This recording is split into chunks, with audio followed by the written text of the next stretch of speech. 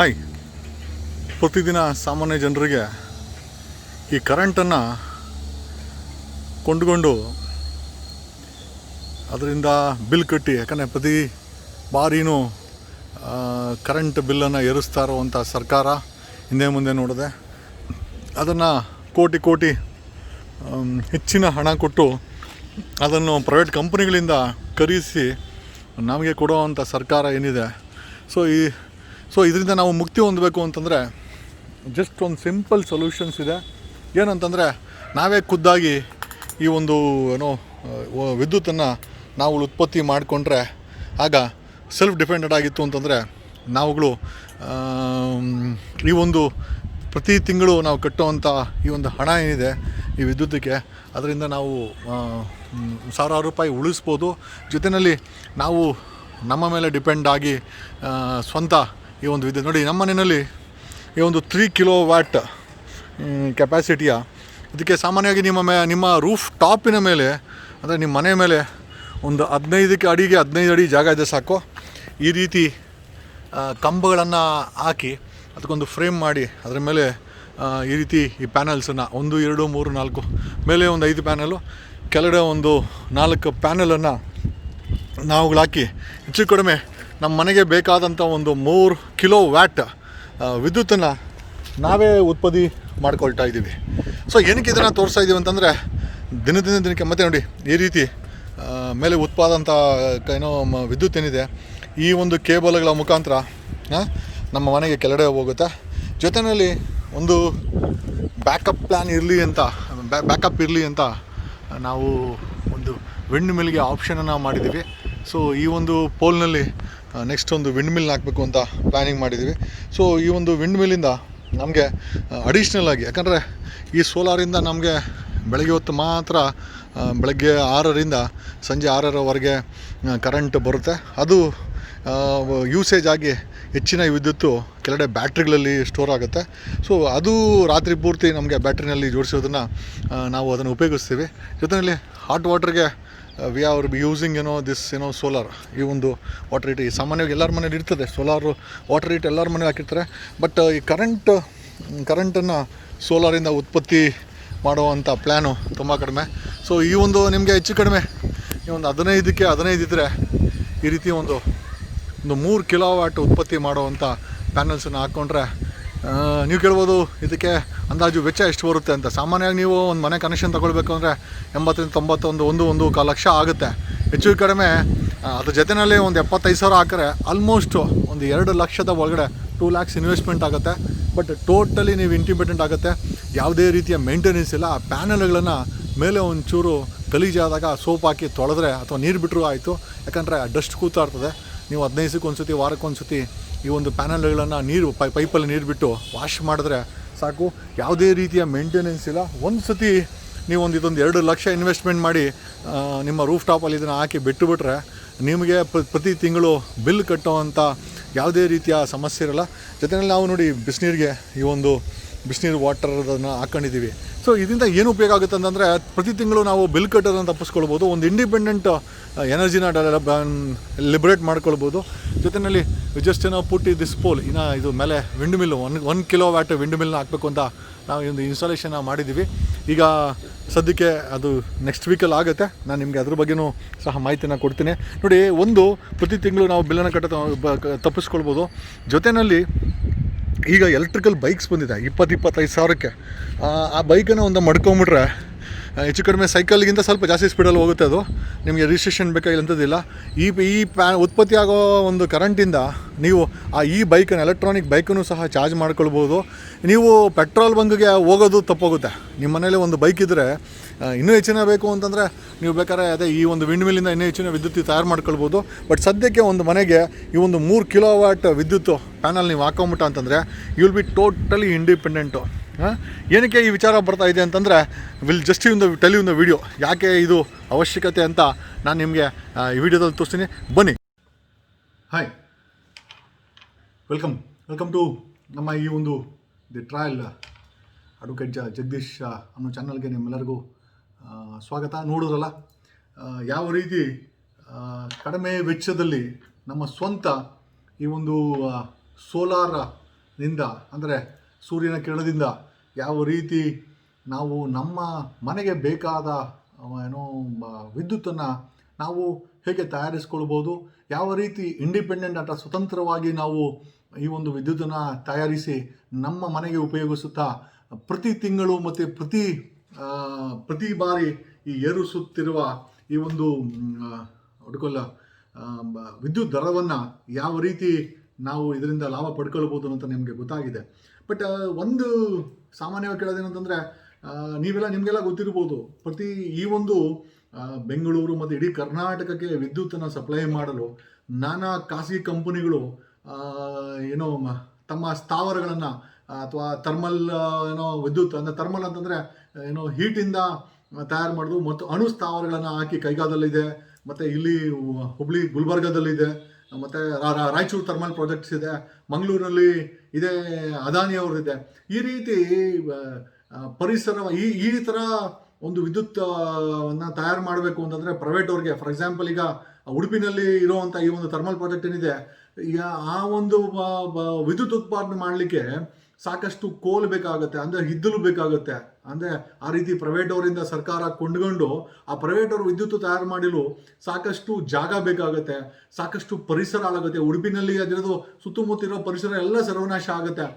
ಜೊತೆಯಲ್ಲಿ ಅದನ್ನು ಪ್ರತಿ ದಿವಸ ವಿದ್ಯುತ್ತನ್ನು ಉತ್ಪತ್ತಿ ಮಾಡಲು ಕಲ್ಲಿದ್ದಲು ಬೇಕಾಗುತ್ತೆ. ಕಲ್ಲಿದ್ದಲು ಮಾಡಬೇಕು ಅಂತಂದರೆ ಮತ್ತೆ ಗಣಿಗಾರಿಕೆ ಮಾಡಬೇಕಾಗುತ್ತೆ, ಅಥವಾ ಅದನ್ನು ಇಂಪೋರ್ಟ್ ಮಾಡ್ಕೊಳ್ಬೇಕಾಗುತ್ತೆ. ಅಥವಾ ಅದನ್ನು ಇಂಪೋರ್ಟ್ ಮಾಡ್ಕೊಂಡ್ರು ಗೋವಾದಿಂದ ಮತ್ತು ಅಥವಾ ಮಂಗಳೂರಿಂದ ಮತ್ತು ಪೋರ್ಟಿಂದ ಅಲ್ಲಿಗೆ ಹೋಗ್ಲಿಕ್ಕೆ ಬೇಕಾದಂಥ ರಸ್ತೆಗಳು, ಮತ್ತು ಅಲ್ಟಿಮೇಟಾಗಿ ಈ ಒಂದು ಐ ಥಿಂಕ್ ಥರ್ಮಲ್ ಪ್ರಾಜೆಕ್ಟ್ಸ್ ಅಥವಾ ನ್ಯೂಕ್ಲಿಯರ್ ಅಥವಾ ಅಣು ವಿದ್ಯುತ್ ಸ್ಥಾವರಗಳೇನಿದೆ, ಅಲ್ಟಿಮೇಟಾಗಿ ಇದು ತುಂಬ ಕಾಸ್ಟ್ಲಿ ಎಫೆಕ್ಟು. ಇದಕ್ಕೆ ಮಾಡಲು ಸಿಕ್ಕಾಪಡೆ ದೊಡ್ಡ ಜಾಗ ಯಾಕಂದರೆ ಇಡೀ ಕರ್ನಾಟಕಕ್ಕೆ ಇಷ್ಟು ಮೆಗಾವಾಟ್ಗಳನ್ನು ಕೊಡಬೇಕು ಅಂತಂದರೆ ದೊಡ್ಡ ದೊಡ್ಡ ಜಾಗ ಬೇಕಾಗುತ್ತೆ. ಅದ್ರ ಜೊತೆಯಲ್ಲಿ ಕಲ್ಲಿದ್ದಲಿಗೋಸ್ಕರ ಅಥವಾ ಇಫ್ ಇಟ್ ಈಸ್ ಥರ್ಮಲ್ ವಿದ್ಯುತ್ ಸ್ಥಾವರ ಅಂತಂದರೆ ಅದಕ್ಕೆ ಕಲ್ಲಿದ್ದಲು ಬೇಕಾಗುತ್ತೆ. ಅದರಿಂದ ಬರುವಂಥ ಪೊಲ್ಯೂಷನ್ನು, ಬೂದಿ, ಇದರೆಲ್ಲದನ್ನು ನಾವು ತಡಿಬೇಕು ಅಂತಂದರೆ ಕರ್ನಾಟಕ ಸರ್ಕಾರ ಈಗ ಏನು ಮಾಡ್ತಾ ಇದೆ ಅಂತಂದರೆ, ಈ ರೀತಿ ಪ್ರೈವೇಟ್ ಕಂಪನಿಗಳಿಂದ ಹೆಚ್ಚು ಹಣವನ್ನು ಕೊಟ್ಟು, ಈಗ ಕೇಂದ್ರ ಸರ್ಕಾರ I think electricity amendment act 2020 ಅಂತ ತಗೊಂಡ್ಬಂದು ಈಗ ಅದಾನಿಯವರು 8 ಟ್ರಿಲಿಯನ್ ಮೆಗಾವಾಟ್ಸ್ ಅಂದರೆ ತುಂಬ ದೊಡ್ಡ ಸ್ಥಾವರವನ್ನು ಹಾಕಿ ಅದರಿಂದ ನೀವು ತಗೊಳ್ಬೇಕು, ಸೋಲಾರಿಂದ ತಗೊಳ್ಬೇಕು ಅಂತ ಹೇಳ್ತಾರೆ. ಈಗ ಒಬ್ಬ ಅದಾನಿಗೋ ಒಬ್ಬ ಖಾಸಗಿಯವನಿಗೆ ಅಷ್ಟು ದೊಡ್ಡ ಜಾಗಗಳನ್ನು ಕೊಟ್ಟು ಅವರಿಗೆ ಸಬ್ಸಿಡಿ ಕೊಟ್ಟು ಅವರಿಂದ ನಾವು ಸರ್ಕಾರ ಪರ್ಚೇಸ್ ಮಾಡಿ ಹೆಚ್ಚಿನ ಬೆಲೆ ಕೊಟ್ಟು ಪರ್ಚೇಸ್ ಮಾಡಿ ಜನಗಳ ತಲೆ ಮೇಲೆ ಹಾಕೋದು ಬದಲು, ಈಗ ನಾವು ಹೇಳೋದಲ್ಲ, ಇದು ಒಂದು 3 ಕಿಲೋವ್ಯಾಟ್ ಸೆಟಪ್ ನಮ್ಮ ಮನೆ ಮೇಲೆ ಹಾಕಿರೋದು 15 ಜಾಗ ಮಾತ್ರ ಬೇಕಾಗುತ್ತೆ. 15x50 ಇಲ್ಲ, ಮ್ಯಾಕ್ಸಿಮಮ್ ನಿಮಗೆ 20x15 ಇದ್ರೆ ಸಾಕು. ಇಂಥ ಒಂದು ಜಾಗ ಇದ್ದಾಗ ನಿಮಗೆ 2 ಲಕ್ಷಕ್ಕಿಂತ ಕಡಿಮೆ ಬೆಲೆಯಲ್ಲಿ, ಯಾಕಂದರೆ ಈಗ ಸ್ವಲ್ಪ ಕಾಸ್ಟ್ಲಿ ಇದೆ, ಯಾಕಂದರೆ ಯೂಸೇಜ್ ಕಡಿಮೆ ಇದೆ, ಜನ ಜಾಸ್ತಿ ಉಪಯೋಗಿಸಿದಾಗೆಲ್ಲ ಇದರ ಒಂದು ಬೆಲೆನೂ ಸಹ ಕಡಿಮೆ ಆಗಿಬಿಡುತ್ತೆ.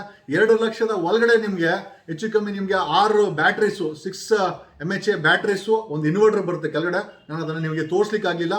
ಆ ಒಂದು ಇನ್ವರ್ಟರ್ಗೆ ಮೇಲೆಯಿಂದ ಬೆಳಗ್ಗೆ ಉತ್ಪತ್ತಿಯಾದಂಥ ಈ ಒಂದು ಬೆಳಕಿನಿಂದ ಉತ್ಪತ್ತಿಯಾದಂಥ ಕರೆಂಟು 2 ವೈರ್ಗಳ ಮುಖಾಂತರ ಕೆಳಗಡೆ ಸೋಲಾರ್ ಇನ್ವರ್ಟರ್ಗೆ ಬರ್ತದೆ. ಅದು 5 ಕಿಲೋಮೀಟರ್ ಇನ್ವರ್ಟರ್ ಹಾಕಿದ್ದೀವಿ. ಅದ್ರ ಜೊತೆಯಲ್ಲಿ 200 mAh ಬ್ಯಾಟ್ರೀಸು 6 ಬ್ಯಾಟ್ರೀಸ್ ಇದೆ. ಸೊ 6 ಬ್ಯಾಟ್ರಿಗೆ ಬಂದು ಎಲ್ಲ ಶೇಖರಣೆ ಆಗುತ್ತೆ. ಸೊ ಈ ಒಂದು ಶೇಖರಣೆ ಬೆಳಗ್ಗೆ ಹೊತ್ತು ಉತ್ಪತ್ತಿಯಾದಂಥ ಕರೆಂಟನ್ನ ಡೈರೆಕ್ಟಾಗಿ ಮನೆಗೆ ಈ ಒಂದು ಇನ್ವರ್ಟರ್ ಕೊಡ್ತಾ ಇರ್ತದೆ. ಜೊತೆಯಲ್ಲಿ ಬ್ಯಾಟ್ರಿಯನ್ನು ಚಾರ್ಜ್ ಮಾಡ್ತಾ ಇರ್ತದೆ. ಸೊ ಬೆಳಗ್ಗೆ 6ರಿಂದ ನಮಗೆ ಸಂಜೆ 6ರವರೆಗೂ ಈ ಒಂದು ಬೆಳಕು ಮತ್ತು ಸೂರ್ಯನ ಕಿರಣದಿಂದ ನಮಗೆ ಬೇಕಾದ ಎಂಟೈರ್ ಕರೆಂಟನ್ನು ಇನ್ಕ್ಲೂಡಿಂಗ್ ಉತ್ಪತ್ತಿ ಮಾಡುತ್ತೆ. ರಾತ್ರಿ ಆದ ನಂತರ ಈ ಒಂದು ಸೂರ್ಯ ಕಾಣೆಯಾಗೋದ್ರಿಂದ ನಮಗೆ ಬೇಕಾದಂಥ ಕರೆಂಟನ್ನು ಈ UPS ಜೊತೆಯಲ್ಲಿ 6 ಬ್ಯಾಟ್ರಿನಲ್ಲಿ ಶೇಖರಣೆ ಆಗಿ, ನಮ್ಮನೇಲಿ 6 ಬ್ಯಾಟ್ರಿ ಇದೆ, 6 ಬ್ಯಾಟ್ರಿನಲ್ಲಿ ಶೇಖರಣೆ ಆಗಿರೋ ಈ ಒಂದು ಕರೆಂಟ್, ಬೆಳಗ್ಗೆ ಹೊತ್ತು ಕರೆಂಟ್ ಏನಿದೆ ಅದರಿಂದ ಇನ್ವರ್ಟರ್ ನಮಗೆ ಕರೆಂಟನ್ನು ಕೊಡುತ್ತೆ. ಜೊತೆಯಲ್ಲಿ ಈಗ ಸ್ವಲ್ಪ ನನಗೆ ಐ ಫೆಲ್ಟ್ ಆಮೇಲೆ ಇದರಿಂದ ಏನೇನು ಓಡುತ್ತೆ ಅಂತ ನಾವೆಲ್ಲ ಕೇಳ್ಬೋದು. ಎಂಟೈರ್ ನಿಮ್ಮ ಮನೇಲಿ ಇರುವಂಥ ಲೈಟ್ ಸೆಟಪ್ಸ್ ಎಲ್ಲ ಓಡುತ್ತೆ. ಆಮೇಲೆ ನಿಮಗೆ ಹಳೆ ಫ್ರಿಡ್ಜ್ ಅಂದರೆ ಓಡೋದಿಲ್ಲ. ಈಗ ಸೋಲಾರ್ಗೋಸ್ಕರನೇ 1 CF ಸಿಂಗಲ್ CF ಬಲ್ಪ್ ಅಷ್ಟು ವಿದ್ಯುತ್ತಿಂದ ಓಡೋ ಅಂತ ಐ ಥಿಂಕ್ ಸ್ಯಾಮ್ಸಂಗ್ದು ಯಾವುದೋ ಒಂದು ಫ್ರಿಡ್ಜ್ ಇದೆ. ಅದು 20,000 ರೂಪಾಯಿ ಬೆಲೆ ಬಾಳುತ್ತೆ ನಿಮಗೆ. ಅದು ಒಂದು ಸಿಂಗಲ್ CFL ಬಲ್ಬ್ ಅಷ್ಟೇ ಕರೆಂಟನ್ನು ಉಪಯೋಗುತ್ತೆ. ನಾನು ಅದನ್ನು ರೀಸೆಂಟಾಗಿ ಈ ಒಂದು ಫ್ರಿಜ್ಜನ್ನು ರಿಪ್ಲೇಸ್ ಮಾಡಿದ್ವಿ. ಸೊ ನಮ್ಮನೇಲಿ ಫ್ರಿಜ್ಜು ಸಹ ಈ ಒಂದು ಸೋಲಾರ್ ವಿದ್ಯುತ್ತಿಂದ ಓಡುತ್ತೆ. ಆಮೇಲೆ ಮೋಟ್ರು, ನಮ್ಮನೆಯಲ್ಲಿ ಸಂಪ್ ಮೋಟ್ರ್ ಏನಿದೆ ಅದು 1 HP ಮೋಟ್ರು. ಆ 1 HP ಮೋಟ್ರು ಸಹ ಸುಮಾರು 15ರಿಂದ 20 ನಿಮಿಷ ಕಾಲ, ಅದಂದರೆ ನೀವು ಮೋಟ್ರ್ ಓಡಿಸ್ಬೇಕು ಅಂತಂದರೆ ಸಾಮಾನ್ಯವಾಗಿ ಬೆಳಗ್ಗೆ ಹೊತ್ತನೇ ಯೂಸ್ ಮಾಡೋದು ಬದಲು ಆಫ್ಟರ್ 10 o'clock ಇಟ್ಕೊಂಡಾಗ ಏನಾಗುತ್ತೆ, ಹೆಚ್ಚಿನ ಬಿಸಿಲಿರೋದ್ರಿಂದ ಅಥವಾ ಹೆಚ್ಚಿನ ಬೆಳಕಿರೋದ್ರಿಂದ ಅಥವಾ ಹೆಚ್ಚಿನ ಸೌರಶಕ್ತಿ ಬರೋದ್ರಿಂದ 10 ಗಂಟೆ ಮೇಲೆ ನೀವು ಮೋಟ್ರನ್ನ ಪ್ರತಿ ದಿವಸ 10 ಗಂಟೆ ಮೇಲೆ 15-20 ನಿಮಿಷ ಮಾಡ್ಬೋದು. ಅದು ಸಹ ಮೋಟ್ರ್ ಸಹ ಓಡುತ್ತೆ. ಎಂಟೈರ್ ಆಗಿ ಕಂಪ್ಲೀಟ್ಲಿ ನೀವು ಈ ಒಂದು ವಿದ್ಯುತ್ತಿಂದ ಇಂಡಿಪೆಂಡೆಂಟ್ ಆಗ್ಬೋದು. ಜೊತೆಯಲ್ಲಿ ಒಂದು ಏರುತ್ತಿರುವ ವಿದ್ಯುತ್ ಬೆಲೆಗಳು, ಆಮೇಲೆ ಸಾಮಾನ್ಯವಾಗಿ ನಿಮಗೆ ಮೀಟ್ರ್ ಹಾಕಬೇಕು ಅಂತಂದರೆ ಹೆಚ್ಚು ಕಡಿಮೆ ನಿಮಗೆ 80ರಿಂದ 1 ಲಕ್ಷ ಆಗುತ್ತೆ. ಆ ಮೀಟ್ರನ್ನ ತಗೊಂಡು, ಇಂಡಿಪೆಂಡೆಂಟ್ ಮೀಟ್ರನ್ನ ತಗೊಂಡು ನೀವು ಫೀಸ್ಗಳನ್ನ ಕಟ್ಟಿ, ಡೆಪಾಸಿಟ್ಗಳನ್ನ ಕಟ್ಟಿ, ಜೊತೆಯಲ್ಲಿ ಲಂಚ ಪಿಡುಗು, ಮತ್ತೆ ಇಷ್ಟೆಲ್ಲ ಘಟ್ಟ ಮೇಲೂ ಸಹ ಪ್ರತಿ ತಿಂಗಳು ನಿಮಗೆ ಏರುತ್ತಿರುವ ಬಿಲ್ ಬೆಲೆಗಳು, 50 ಯೂನಿಟ್ಗೆ ಒಂದು ಸ್ಲ್ಯಾಬು, 100 ಯೂನಿಟ್ಗೆ ಒಂದು ಸ್ಲ್ಯಾಬು, 200 ಯೂನಿಟ್ಗೆ ಒಂದು ಸ್ಲ್ಯಾಬು, 300 ಯೂನಿಟ್ಗೆ ಒಂದು ಸ್ಲ್ಯಾಬು, ಈ ರೀತಿ ಪ್ರತಿದಿನ ಸರ್ಕಾರ ಖಾಸಗೀಕರಣವನ್ನು, ಈ ಒಂದು ವಿದ್ಯುತ್ ಉತ್ಪಾದನೆಯನ್ನು ಖಾಸಗೀಕರಣ ಮಾಡಿ ಹೆಚ್ಚು ಕಡಿಮೆ ಸರ್ಕಾರಗಳು ಖಾಸಗಿಯವರ ತಾಕತ್ತಿನ ಮೇಲೆ ಕೂತ್ಕೊಂಡಿದೆ. ಈ ಒಂದು ವಿದ್ಯುತ್ ಉತ್ಪಾದನೆ ಮಾಡುವಂಥ ಈ ಒಂದು ಖಾಸಗಿ ಕಂಪನಿಗಳೇನಿದೆ ಅವುಗಳ ಮೇಲೆ ಕೂತಿದೆ. ಸೊ ಅದರಿಂದ ಸರ್ಕಾರಗಳು ಮೌನವಾಗಿ ಅವ್ರಿಗೆ ಲಾಭ, ಅಂದರೆ ಈ ವಿದ್ಯುತ್ತನ್ನು ಉತ್ಪಾದನೆ ಮಾಡಲು ಖಾಸಗಿ ಕಂಪನಿಗಳಿಗೆ ಲಾಭ ಮಾಡಿಕೊಡಲು ನಮ್ಮ ಮೇಲೆ ಆ ಒಂದು ವಿದ್ಯುತ್ ಬೆಲೆಯನ್ನು ಹಾಕ್ತಾ ಇರೋದ್ರಿಂದ ಪ್ರತಿ ದಿವಸ, ಅಂದರೆ it is not an independent house ಒಂದಕ್ಕೆ ಅಂತಲ್ಲ, ತಾವುಗಳು ಸಾಕಷ್ಟು ಬೆಂಗಳೂರಿನಲ್ಲಿ ಸುಮಾರು 30ಕ್ಕೂ ಹೆಚ್ಚು ಅಪಾರ್ಟ್ಮೆಂಟ್ಗಳು ತಮ್ಮ ಕಾಮನ್ ಯೂಸೇಜ್ ಏರಿಯಾ, ಅಂದರೆ ಐ ಥಿಂಕ್ ಕಾಮನ್ ಈ ಒಂದು ಅಪಾರ್ಟ್ಮೆಂಟ್ಗಳಲ್ಲಿ ಕಾಮನ್ ಯೂಸೇಜ್ ಏರಿಯಾಗಳನ್ನ ಉಪಯೋಗಿಸಲಿಕ್ಕೆ ರೂಫ್ ಟಾಪಲ್ಲಿ ಈ ಒಂದು ಸೋಲಾರ್ ಉತ್ಪಾದನೆ ಮಾಡುವಂಥ ಯೂನಿಟ್ಗಳನ್ನು ಹಾಕಿ ಅದನ್ನು ಬಳಸ್ತಾ ಇದ್ದಾರೆ. ಸೊ ಇದರಿಂದ ಏನಾಗುತ್ತೆ ಅಂತಂದರೆ ಸರ್ಕಾರ ಮೇಲೆ ನಾವು ಡಿಪೆಂಡ್ ಆಗೋದು ಅಥವಾ ವಿದ್ಯುತ್ ಕಂಪನಿಗಳ ಮೇಲೆ ಡಿಪೆಂಡ್ ಆಗೋದು ತಪ್ಪುತ್ತೆ. ಆಮೇಲೆ ಯಾವಾಗ ಮನುಷ್ಯ ಇದ್ರ ಮೇಲೆ ಡಿಪೆಂಡ್ ಆಗೋದನ್ನ ಕಡಿಮೆ ಆಗುತ್ತೋ ಅಲ್ಲಿ ಡಿಮ್ಯಾಂಡ್ ಕಮ್ಮಿ ಆಗುತ್ತೆ. ಯಾಕಂತಂದ್ರೆ ಈ ಖಾಸಗಿ ಕಂಪನಿಗಳು ಹಣ ಮಾಡಲಿಕ್ಕೆ ಬಂದಿರೋದು. ಆಮೇಲೆ ಈ ಒಂದು ಮೇಲೆ ನಮ್ಮ ಮನೆ ಮೇಲೆ ಸಿಗುವಂಥ ಈ ಒಂದು ಸೂರ್ಯನ ಬೆಳಕು ಏನಿದೆ, ಇಟ್ ಈಸ್ ಕಂಪ್ಲೀಟ್ಲಿ ಫ್ರೀ. ಆಮೇಲೆ ಇನ್ವೆಸ್ಟ್ಮೆಂಟ್ ಏನಿದೆ, ನೀವು ಸರ್ಕಾರ ಆ್ಯಕ್ಚುಲಿ ಈ ಒಂದು ದೊಡ್ಡ ಸೋಲಾರ್ ಕಂಪನಿಗಳಿಗೆ ಜಾಗ ಸಬ್ಸಿಡಿ ಮತ್ತು ಬ್ಯಾಂಕ್ಗಳು ಲೋನ್ ಕೊಟ್ಟು ಮಾಡೋದು ಬದಲು ಈ ರೀತಿಯ ಮನೆಗಳ ಮೇಲೆ ಹಾಕುವಂಥ ಡೊಮೆಸ್ಟಿಕ್ ಯೂಸೇಜರ್ಗೆ 50% ವರ್ಷದಲ್ಲಿ ಕಡಿಮೆ ಅಂತಂದ್ರೂ 4-5 ಸಾವಿರ ಕೋಟಿ ವಿದ್ಯುತ್ ಬಿಲ್ಲನ್ನು ಖಾಸಗಿಯವರಿಗೆ ಸರ್ಕಾರ ಕೊಡ್ತದೆ.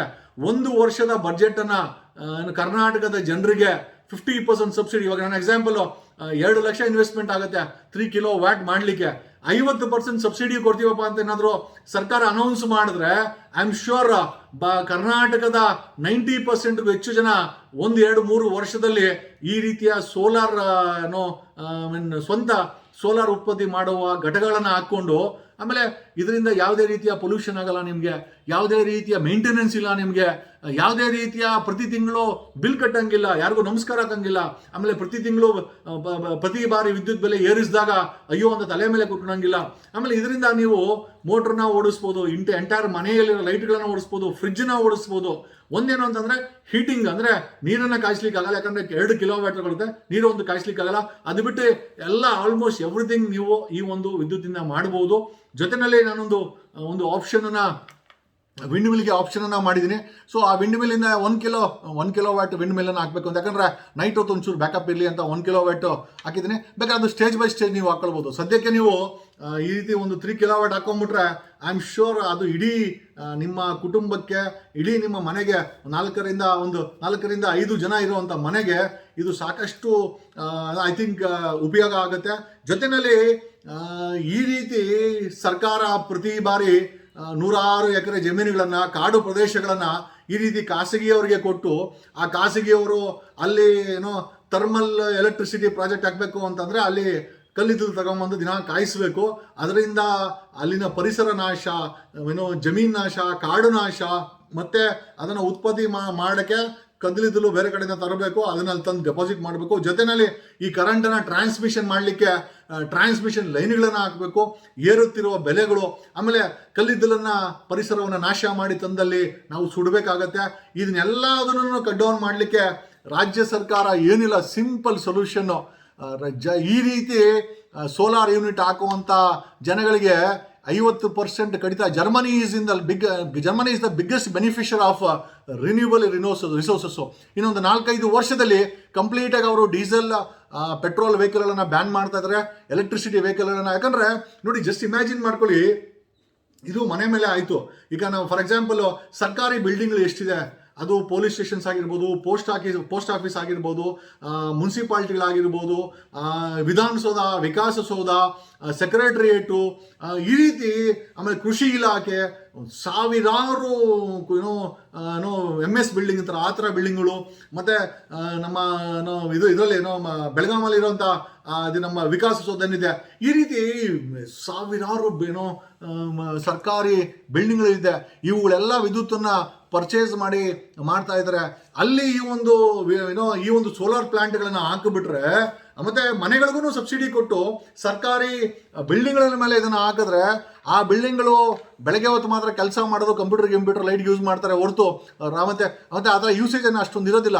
ಶಾಲೆಗಳು, ಎಷ್ಟು ಶಾಲೆಗಳಿದೆ ಕರ್ನಾಟಕದಲ್ಲಿ 26,000 ಶಾಲೆಗಳಿದೆ. ಆ 26,000 ಶಾಲೆಗಳ ರೂಫ್ ಟಾಪ್ ಮೇಲೆ ಕರ್ನಾಟಕದಲ್ಲಿ ಎಷ್ಟು ಪೊಲೀಸ್ ಸ್ಟೇಷನ್ ಇದೆ, ಅಷ್ಟು ಪೊಲೀಸ್ ಸ್ಟೇಷನ್ಗಳ ರೂಫ್ ಟಾಪ್ ಮೇಲೆ SP, DYSP, ಜಿಲ್ಲಾಧಿಕಾರಿ, ಮತ್ತು ಐ ಥಿಂಕ್ ರೆವಿನ್ಯೂ ಇಲಾಖೆಗಳು, ಕೃಷಿ ಇಲಾಖೆ, ಆಮೇಲೆ ಈ ರೀತಿ, ಮತ್ತು ಕೋರ್ಟ್ಸು, ನಮ್ಮ ಕೋರ್ಟ್ಗಳಿಂದ, ಈ ರೀತಿ ನಾನಾ ರೀತಿಯ ಸರ್ಕಾರಿ ಬಿಲ್ಡಿಂಗ್ಗಳ ಮೇಲೆ ಈ ರೀತಿ ರಿನ್ಯೂಬಲ್ ಎನರ್ಜಿ ಅಥವಾ ಸೋಲಾರ್ ರೂಫ್ ಟಾಪನ್ನು ಹಾಕಿ ಅದನ್ನು ಒಂದು ಯೂಸೇಜ್ ಮಾಡ್ಬೋದು. ಎರಡನೇದು, ಇದೇ ಲೈನ್ ಏನಿದೆ, ನಮ್ಮ ಕರೆಂಟ್ ಲೈನ್ ಏನಿದೆ, ಮತ್ತೆ ವಾಪಸ್ ಬೇಕಾದ್ರೆ ನಾವು ನಮಗೆ ಹೆಚ್ಚಿನ ವಿದ್ಯುತ್ತನ್ನು ಮತ್ತೆ ಗ್ರಿಡ್ ಸಿಸ್ಟಮಲ್ಲಿ ಮತ್ತೆ ಅದಕ್ಕೆ ವಾಪಸ್ ಕೊಡ್ಬೋದು.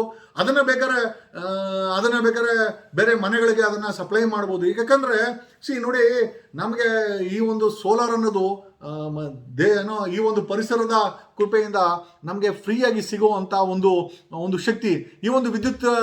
ಈ ಒಂದು ಸೋಲಾರ್ ಶಕ್ತಿಯನ್ನು ಉಪಯೋಗಿಸಿ ನಾವುಗಳು ವಿದ್ಯುತ್ತನ್ನು ತಯಾರು ಮಾಡಿ, ಅಥವಾ ಸರ್ಕಾರ ಇದಕ್ಕೆ ಪ್ರೇರೇಪಣೆ ಕೊಟ್ಟರೆ, ಅಥವಾ ಪ್ರೇರೇಪಣೆ ಕೊಡ್ಬೇಕು. ಯಾಕಂದರೆ ಈಗ ನೋಡಿ, ನಾವುಗಳು ನಮ್ಮ ತಲೆನ ಉಪಯೋಗಿಸಿ ಇದನ್ನೆಲ್ಲ ಮಾಡಿದ್ದೀವಿ.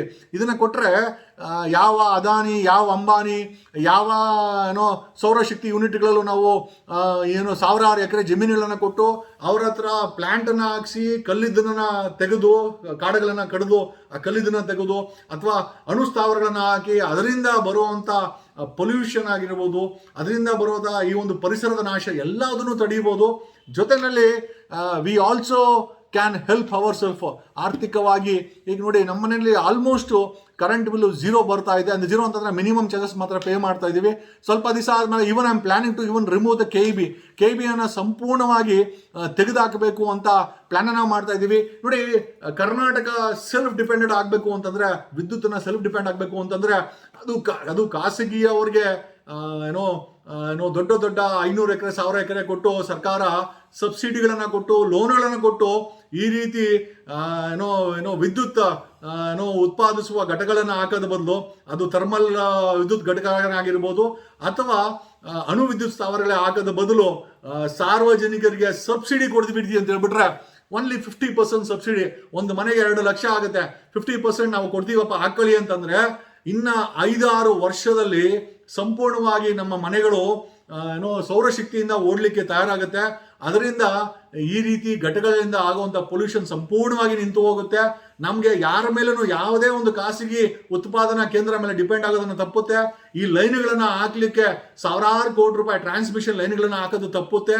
ಮತ್ತು ನಾವು ಕಾಡುಗಳನ್ನು ಅಭಿವೃದ್ಧಿಪಡಿಸ್ಬೋದು, ಪರಿಸರವನ್ನು ಅಭಿವೃದ್ಧಿಪಡಿಸ್ಬೋದು.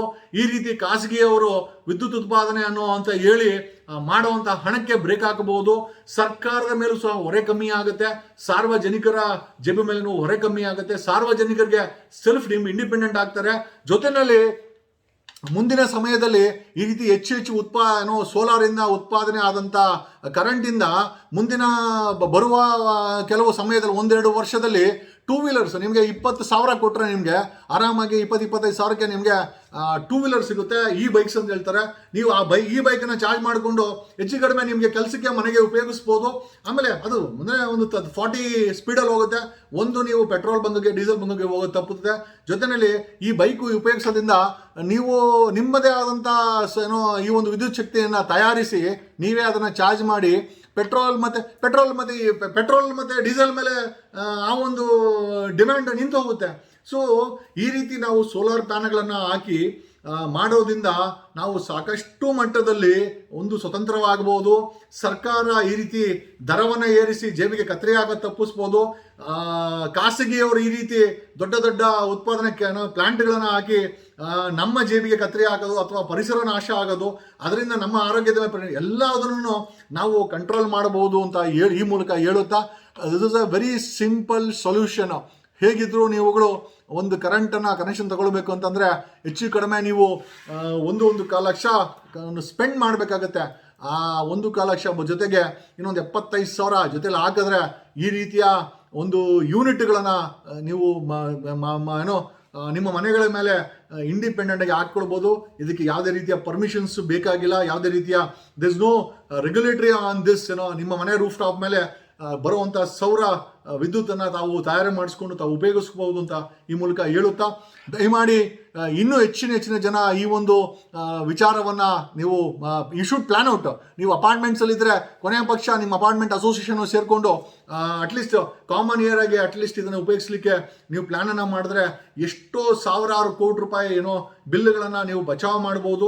It is very simple mechanism. ಯಾಕಂದ್ರೆ ನಾನು ಹಾಕ್ಬೇಕಾದ್ರೆ ನಾನು ತುಂಬ ಕಾಂಪ್ಲಿಕೇಟೆಡ್ ಅಂದ್ಕೊಂಡಿದ್ದೆ, ಬಟ್ ಹಾಕಿದ ಮೇಲೆ ಗೊತ್ತಾಯಿತು ಈ ಪ್ಯಾನೆಲ್ಗಳನ್ನ ಫಿಕ್ಸ್ ಮಾಡೋದು, ಅಲ್ಲಿಂದ ವೈರನ್ನು ಎಳ್ಕೊಂಬೋದು, ಕೆಳಗಡೆ UPS ಕೊಡೋದು, ಆ UPS ಇಂದ ಡೈರೆಕ್ಟಾಗಿ ಬ್ಯಾಟ್ರಿಗೆ ಹೋಗುತ್ತೆ. ಜೊತೆಯಲ್ಲಿ ನಮ್ಮ ಮನೆ ಬಸ್ ಬಾರ್ಗೆ ಅಥವಾ ಇದಕ್ಕೆ ಕನೆಕ್ಷನ್ ಕೊಟ್ಟರೆ ಮುಗಿದು ಹೋಯ್ತು. This is very simple mechanism. ಆಮೇಲೆ ಒಮ್ಮೆ ನಾವು ಇನ್ವೆಸ್ಟ್ ಮಾಡಿಬಿಟ್ರೆ ಈ ಒಂದು 15-20 ವರ್ಷ ಯಾವುದೇ ರೀತಿಯ ಮೇಂಟೆನೆನ್ಸ್ ಇಲ್ಲ. ನೀವು ಮಾಡಬೇಕಾದ ಇಷ್ಟನೇ, ಈ ಪ್ಯಾನಲ್ ಮೇಲೆ ಪ್ರತಿ ದಿವಸ ಗಾಳಿ ಬರೋದ್ರಿಂದ ಧೂಳು ಕೂತ್ಕೊಳ್ಳುತ್ತೆ. ವಾರಕ್ಕೊಮ್ಮೆ ಅದಕ್ಕೆ ಸ್ವಲ್ಪ ನೀರಲ್ಲಿ ಫೋರ್ಸ್ ಆಗಿ ನೀರ ಪ್ಯಾನಲ್ ಮೇಲೆ ಬಿಟ್ಟು ಒಂದು ವೈಪರ್ ತಗೊಂಡು ಅದನ್ನು ಕ್ಲೀನ್ ಮಾಡಿದ್ರೆ ಸಾಕು. ಯಾಕಂತಂದರೆ ಅದರ ಮೇಲೆ ಧೂಳು ಕೂತ್ಕೊಂಡ್ರೆ ಉತ್ಪಾದನೆಯ ಒಂದು ರೇಷಿಯೋ ತುಂಬ ಕಮ್ಮಿ ಆಗುತ್ತೆ, ಒಂದು 20% ಕಮ್ಮಿ ಆಗಿಬಿಡುತ್ತೆ. ನೀವು ವಾರಕ್ಕೊಮ್ಮೆ ಅದನ್ನು ಕ್ಲೀನ್ ಮಾಡಿದ್ರೆ ಸಾಕು. And by this you can become totally independent on energy. ನೀವು ಒಂದು ಮನೆಯ ಬಿಲ್ಲನ್ನು KEBಗೆ ಅಥವಾ ಈ ಒಂದು ವಿದ್ಯುತ್ ಕಂಪನಿಗಳಿಗೆ ಸಾಲ ಮಾಡಿಯೋದು, ಅವರಿಗೆ ಬಿಲ್ ಕಟ್ಟೋದು, ಅವರಿಂದ ಹರಾಸ್ಮೆಂಟ್ಗೊಳಗಾಗೋದು, ಭ್ರಷ್ಟಾಚಾರ ಎಲ್ಲದೂ ತಪ್ಪುತ್ತೆ. ಜೊತೆಯಲ್ಲಿ ನಿಮ್ಮ ಹತ್ರ ಒಂದು ಸಿಂಪಲ್ ಅಂದರೆ ಸದ್ಯಕ್ಕೆ ಬೇಕಾದ್ರೆ ಒಂದು ಸಿಂಪಲ್ ಬೈಕ್ 2 ಬೈಕ್ ಇದ್ದರೆ ಅದನ್ನು ಕೂಡ ನೀವು ಚಾರ್ಜ್ ಮಾಡ್ಕೊಳ್ಬೋದು. ನಿಮಗೆ ಮನೆಗೆ ಅಲ್ಲಿ ಓಡಾಡಲಿಕ್ಕೆ ಅದು ಸಹ ಉಪಯೋಗಕ್ಕೆ ಬರುತ್ತೆ ಅಂತ ಈ ಮೂಲಕ ಹೇಳುತ್ತಾ, ಹೋಪ್ ದಿಸ್ ಈ ಒಂದು ಸೋಲಾರಿಂದ ಅಥವಾ ಸೌರಶಕ್ತಿಯಿಂದ ಈ ಒಂದು ಉತ್ಪಾದನೆ, ಯಾಕಂದರೆ ನಾನು ಪ್ರತಿ ಬಾರಿ ನಾನು ವಿಡಿಯೋಗಳನ್ನು ನೋಡ್ತಾ ಇದ್ದೆ, but I thought let me ಅದನ್ನು ಹಾಕಿಸಿ ಜನಗಳಿಗೆ ಇದ್ರ ಬಗ್ಗೆ ಒಂದು ಮಾಹಿತಿಯನ್ನು ಕೊಡಬೇಕು, ಜನರಲ್ಲಿ ಈ ಒಂದು ಉತ್ತೇಜನವನ್ನು ತುಂಬಬೇಕು ಅನ್ನೋದು ನಮ್ಮ ಒಂದು ಉದ್ದೇಶವಾಗಿದೆ. ಯಾಕಂತಂದರೆ ನಾನೀಗ ಇಂಡಿಪೆಂಡೆಂಟ್ ಆಗಿದ್ದೀನಿ. ಈ ಒಂದು ಕರೆಂಟನ್ನು ಈಗ ನಾನು ಸ್ಟುಡಿಯೋಗೆ ಈ ಒಂದು ಲೈಟರ್ ಸಹ ನೀವು ನೋಡ್ತಾ ಇರೋಂಥದ್ದು ಸಹ ಅದು ಬರ್ತಾ ಇರೋದು ಇಟ್ ಈಸ್ ಫ್ರಮ್ ಕ್ಲೌಡಿ ಆದಾಗ ಮಾತ್ರ ಸ್ವಲ್ಪ ಇಂಪ್ಯಾಕ್ಟ್ ಆಗುತ್ತೆ. ಜೊತೆಲಿ ನೀವು ಒಂದು ಬ್ಯಾಕಪ್ಗೆ ಒಂದು ವಿಂಡ್ ಮಿಲ್ಲನ್ನು ಮಾಡ್ಕೊಂಬಿಟ್ರೆ ಇವನ್ ಆ ಸಮಸ್ಯೆ ಸಹ ದೂರ ಆಗುತ್ತೆ ಅಂತ ಈ ಮೂಲಕ ಹೇಳುತ್ತಾ, ಹೆಚ್ಚು ಜನರು ಈ ಒಂದು ಸೋಲಾರ್ ಪ್ಯಾನೆಲ್ಗಳನ್ನು ತಮ್ಮ ಮನೆಯಲ್ಲಿ ಹಾಕೊಳ್ಳಿ. ಯಾಕಂದರೆ ಲಕ್ಷಾಂತರ ರೂಪಾಯಿ ಖರ್ಚು ಮಾಡಿ ಮನೆಯನ್ನು ಕಟ್ತೀರಾ, 20 ಲಕ್ಷ, 30 ಲಕ್ಷ, 50 ಲಕ್ಷ, 1 ಕೋಟಿ, 2 ಕೋಟಿ, 3 ಕೋಟಿ ನೀವು ಇಷ್ಟೆಲ್ಲ ಹಣ ಖರ್ಚು ಮಾಡಿ ಕಟ್ಟಿದಾಗ ಆ ಒಂದು ಜಾಗಕ್ಕೆ 2 ಲಕ್ಷ ವಿದ್ಯುತ್ಗೋಸ್ಕರ ನೀವು ಇನ್ವೆಸ್ಟ್ ಮಾಡಿಬಿಟ್ರೆ ನೀವು ಯಾರಿಗೂ ಸಲಾಮ್ ಹಾಕಬೇಕಾಗಿಲ್ಲ, ಯಾರ ಬಳಿನೂ ಹೋಗಿ ಕರೆಂಟ್ ಕೊಂಡ್ಕೊಬೇಕಾಗಿಲ್ಲ. ಎಲ್ಲ ಪ್ರತಿ ಆ ಒಂದು ಕರೆಂಟನ್ನು ನಿಮ್ಮ ಮನೆಯಲ್ಲೇ ನೀವೇ ಉತ್ಪಾದನೆ ಮಾಡಿ ನೀವೇ ಉಪಯೋಗಿಸಿ. ಆದರೆ it's Joy is something different. ನಾವು ನಮ್ಮ ಕರೆಂಟನ್ನು ನಾವು ಉತ್ಪತ್ತಿ ಮಾಡಿ ಉಪಯೋಗಿಸಿದಾಗ ನಮಗೆ ಸಿಗುವಂಥ ಆನಂದವೇ ಬೇರೆ. ಜೊತೆಯಲ್ಲಿ ಉಳಿತಾಯ ಸಹ ಆಗುತ್ತೆ, ಅದು ನಮ್ಮ ಜೇಬಿಗೆ ಉಳಿತಾಯ, ಆರ್ಥಿಕವಾಗಿ ಉಳಿತಾಯ ಆಗುತ್ತೆ. ಪರಿಸರದಲ್ಲಿ ಪೊಲ್ಯೂಷನನ್ನು ಕಡಿಮೆ ಮಾಡ್ದಂಗೆ ಆಗುತ್ತೆ.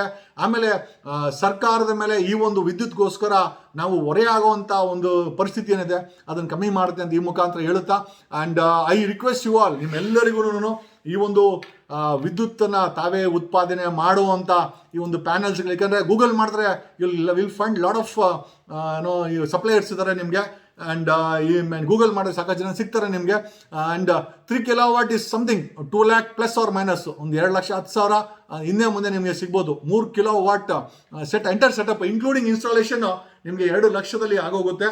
ಸೊ ಇಷ್ಟು ದೊಡ್ಡ ಮನೆ ಕಟ್ಟಬೇಕಾದ್ರೆ 2 ಲಕ್ಷ ವಿದ್ಯುತ್ಗೆ ಉಪಯೋಗಿಸಿ ನಿಮಗೂ ಸಹಾಯ ಮಾಡಿ, ದೇಶಕ್ಕೂ ಸಹಾಯ ಮಾಡಿ, ದೇಶದ ಆರ್ಥಿಕತೆಗೂ ಸಹಾಯ ಮಾಡಿ, ಪರಿಸರವನ್ನ ಸಂರಕ್ಷಣೆ ಮಾಡುವಂಥ ಕೆಲಸ ಈ ಒಂದು 2 ಲಕ್ಷದ ಇನ್ವೆಸ್ಟ್ಮೆಂಟಿಂದ ಆಗುತ್ತೆ ಅಂತ ಈ ಮುಖಾಂತರ ಹೇಳುತ್ತಾ, ಪ್ರತಿಯೊಬ್ಬರು ನಿಮ್ಮ ವಿದ್ಯುತ್ತನ್ನು ತಾವು ಉತ್ಪಾದನೆ ಮಾಡಿ.